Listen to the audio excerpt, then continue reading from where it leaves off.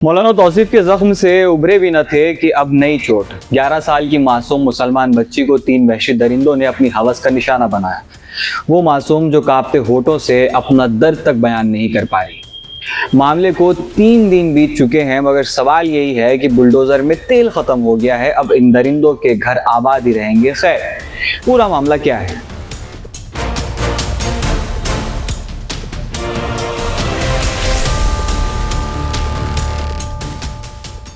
उत्तर प्रदेश के कन्नौज से एक बहुत ही संजीदा और हिला देने वाला मामला सामने आया, जहां एक मदरसे में पढ़ने वाली 11 साल की बच्ची 2 दिन तक लापता रहने के बाद एक पड़ोसी के घर की छत पर बेहोशी की हालत में मिली। बच्ची के परिवार ने इल्जाम लगाया है कि दीपू नाम के एक नौजवान ने उसे कैद करके रखा और उसके साथ रेप किया। पुलिस ने इस मामले में मुकदमा दर्ज कर लिया है और मुलजिम दीपू को हिरासत में ले लिया गया है।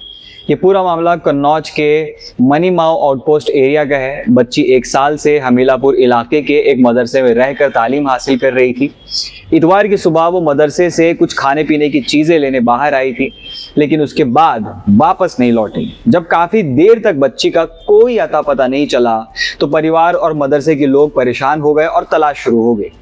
2 दिन तक बच्ची का कोई सुराग नहीं मिला। फिर मंगलवार दोपहर करीब 1:30 बजे बच्ची ने अपनी मां को फोन किया। घबराती भरी आवाज में उसने कहा, मुझे बांध कर रखा गया है, मुझे बचा लो। जहां मैं हूं वहां से मदरसे के सामने वाले घर की खिड़की दिख रही है।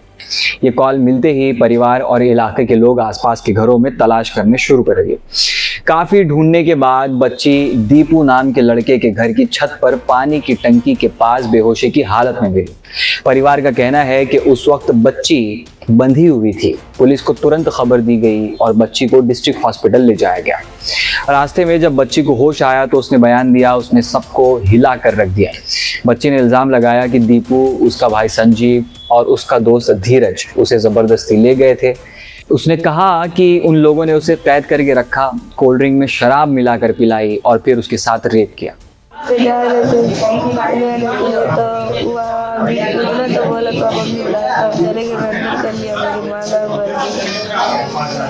हुआ?